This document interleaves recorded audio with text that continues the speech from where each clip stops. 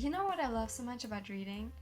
It's that you can literally find a book about anything that you want, that no matter what you're interested in, you will most likely be able to find a book about that. And to help you find this one book that is right up your alley, I'm filming this video for all of you, for all of us who watch or make edits of their favorite stars, who read fan fiction, who stay up late to watch the Oscars, who spend all their money on merch and concert tickets. I'm here today to tell you, my fellow fangirls and pop culture deep divers, which books about fame, celebrities, glitter, glamour, gossip and fandom you might enjoy. Let's get right into it with the first book. This book is called If This Gets Out. It's one of my favorites so far this year. It's by Sophie Gonzalez and Cale Dietrich? I don't know how to pronounce the name. And yeah, if you're a 1D fan like me, or if you are a fan of any other band, I'm sure you're gonna love this book. It's about a fictional boy band called Saturday, and while they are on tour in Europe, two of its four members, Ruben and Zach, fall in love with each other. And yeah, you get all these cutesy little romantic moments that you're longing for, but you also definitely get the drama because Saturday's management is, of course, toxic as hell and forces Ruben and Zach to keep their relationship a secret. And in general, this book raises awareness of so many of the issues in the music industry. For example, the management of Saturday has assigned each of the boys a certain role they have to play in order to please their fans' needs. For example, like there's the bad boy or the womanizer, and yeah, these roles they have to play force them to kind of hide their true selves in front of their fans.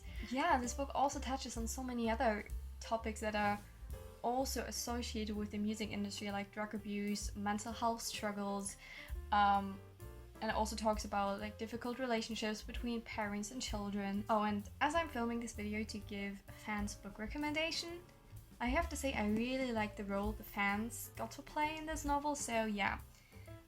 This book is fun, it's enjoyable, it's heart-wrenching. Yeah, it's gonna tear your heart out of your chest and tear it into tiny little pieces and then put it back together. Yeah, this book has everything to feed your inner fangirl demon, so read this book. It's so good. So while we're already talking about books about the music industry and bands, I'm gonna recommend another book that deals with a band, and this is Daisy Jones and the Six by Taylor Jenkins Reid, a very popular book. So this book follows the story of a band called Daisy Jones and the Six, who reached the peak of their success in the late 70s, and it sort of chronicles the rise and fall of this band. And the interesting thing is that this story is presented as an interview, so you have these different members of the band and other people associated with the band telling their own story. And yeah, this story really seems authentic and real this way. You know, it seems like this is the real autobiography of a real band, and that there really was a journalist, this anonymous author figure, who interviewed all these people and then pieced their statements together to form this book and to show like how the different band members contradict each other and how differently they have perceived certain events. And this book really takes you into this celebrity scene of the 1970s, you know, the vibes of there, the wild parties, and also the booze, the drug abuse, and the sexism. Because yeah, this book also talks about the challenges that women are met with in the music industry. Yeah, and it also talks about motherhood, about love and trust. You know, the writing is brilliant there. There are so many good quotes, and I would highly recommend reading this book. I'm gonna continue with another book by Taylor Jenkins Reid because, let's be honest, she's the queen of celebrity culture books, and this book is also very popular. It was all over, or is still all over BookTube and BookTok, and it's The Seven Husbands by Taylor Jenkins Reid. Isn't the book called The Seven Husbands of Evelyn Hugo, because this is what it says on the book cover. But it's just a question. If you think that the book is called The Seven Husbands by Taylor Jenkins Reid, then so be it. I don't know. For this book, we are leaving the music industry and entering the film industry, because Evelyn Hugo is one of the world's most famous actresses, who is most well known or notorious for having had 7 husbands. And as she's already long past her prime, the journalists are basically scrambling to be able to write her biography. But then it turns out that the woman who is picked by Evelyn Hugo to write her biography is a blank slate. No one really has ever heard anything about her. She's called Monique, by the way, and not even Monique herself knows why she has been chosen to write Evelyn's biography. So this book then not only follows Evelyn's story, her life, the sacrifices she had to make in order to pursue this career, and how there's so much more to her as a person than just her 7 husbands, how these 7 husbands aren't really what defined her as a person. No, you also have this framework plot about Monique trying to grasp why Evelyn chose her to write her biography.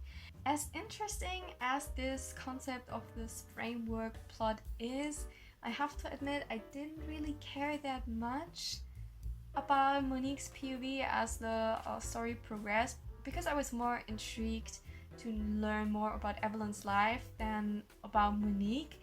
And I feel like that Evelyn's life is captivating enough. I think you wouldn't have needed this framework plot to make it even more interesting, and this mystery surrounding Monique and why she has been chosen to write Evelyn's biography, because also the reveal, or the big reveal in the end, was a bit disappointing to me. So yeah, no 5-star book for me, but still I really loved it, and I would definitely recommend reading this book, especially if you're really into movies and films, and if you want to read a book that radiates these old Hollywood movie industry vibes, because yeah, this is what you're getting when you read this book. It's all about the vibes. And next up we have a book that I am also fangirling about, and I'm so excited to watch the movie adaptation this summer. And this book is a queer romance. It's Red, White and Royal Blue by Casey McQuiston, another very popular book. And this book follows Alex, the first son of the United States, and Henry, the Prince of England, who, big surprise, fall in love with each other. But of course their relationship has to remain a secret because of the upcoming US presidential elections, because we don't want a scandal in this situation. And I think this book really shows well what it means to be representing your country, what it means to be part of the royals, or in politics, when you have to represent your country, when you constantly have to have an eye on press coverage, on your public image, and what it's like if basically the whole world is interested in who you're dating. I have to say that Alex here is a little bit stupid, because this boy really is thinking, when I was young I had this magazine with a photo of Prince Henry in it, and I used to stare at it every day and marvel at how beautiful he is.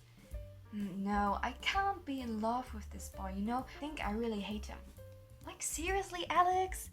You're the king of denial, Henry's the Prince of England, you're the Prince of denial.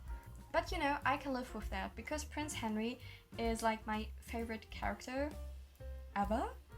Like, Prince Henry is supreme, okay? You can't change my mind about that. So yeah, read this book if you want the fluff. This book is pink. This literally says everything you need to know. This book is pink, and the world in this book is, kind of an utopia, because it's just, a teeny tiny bit better than our real world. I mean, the President of the United States is a woman in this book. So yeah, I think you get what I mean with utopia. I promise this book is gonna make you incredibly happy. You get the fluff, you get the smut, you get the pop culture and Harry Potter references. You also get the drama.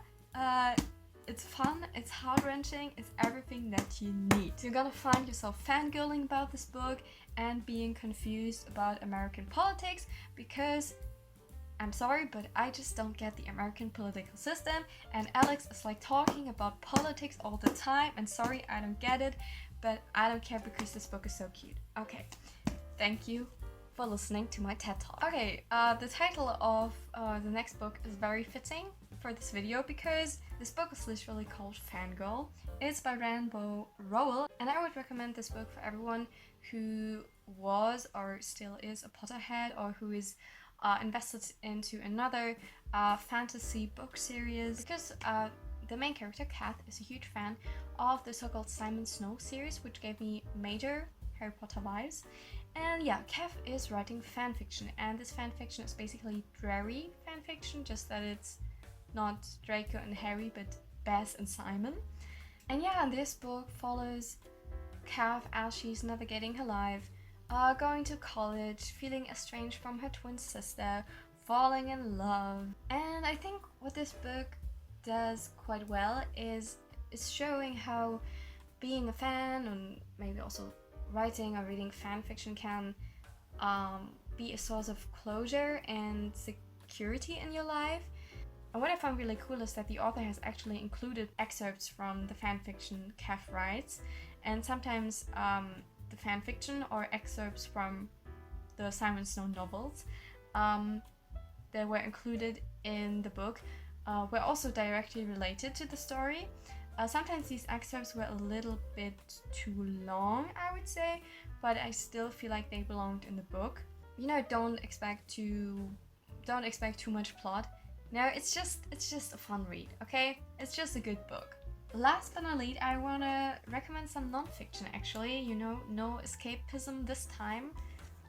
This is nonfiction. This is Monsters, A Fan's Dilemma by Claire Dederer. This book explores the question of how to deal with the art of monstrous man. So how to respond when artists, singers, actors, directors that we love, admire, and adore turn out to be terrible people. Should we boycott their art, or should we try to separate the art from the artist? But is this even possible? And you know, don't expect to get a universal answer to these questions when reading this book, because the author explicitly states that this isn't her aim. But still, I found many of the observations she made in this book very enlightening. For example, she argues that even though especially male critics often tend to think that they act as some sort of objective authority, our response to art is really never objective. We always respond to art in a subjective, emotional way. And I liked how she stresses how big of a role emotions and subjectivity play for the audience, for us, for readers, for fangirls, for people watching films. And I also like that this book was deeply personal. You know, Dederer often draws on personal experiences to describe how these experiences have shaped her response to art. And this doesn't only make this book more interesting to read, because I know that nonfiction can often seem quite dull and boring to people. You know, this also might already give an answer to the question whether we can really separate the artist from the art, because you can't really separate the artist, the author, and her biography from this book, from this work of art. So yeah, if you need your daily dose of feminism and want to take a critical look at your identity as a fan, I would definitely recommend reading this book. Yeah, so now we've reached the end of this video.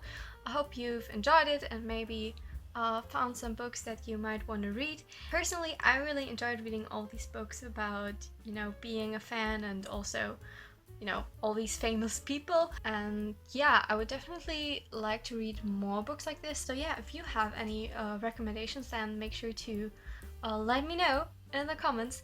And if you enjoyed this video, then give it a thumbs up and subscribe to my channel. I would really appreciate that. And yeah, I hope you have a wonderful week, and yeah, see you soon with a new video. I'm planning on uploading a long form video every Sunday from now on, so yeah, keep an eye out for new videos on Sundays. Bye!